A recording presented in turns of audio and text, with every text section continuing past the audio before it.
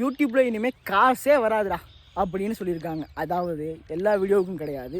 நமக்கு இது வரைக்கும் யூடியூப் சைட்லேருந்து ₹1 கூட வருமானம் வந்தது கிடையாது.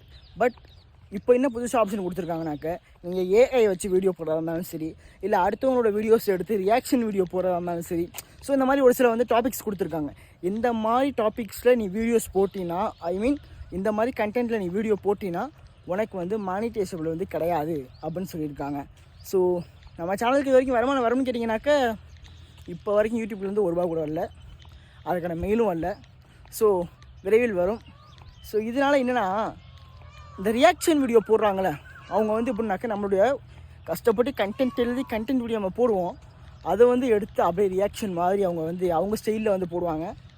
புதுசாக கொண்டு வந்திருக்க ஆப்ஷன் ஜூலை 15 தான் வருது. ஸோ பார்க்கலாம் இனிமேலாச்சும் நமக்கு துட்டு வருதான்னு.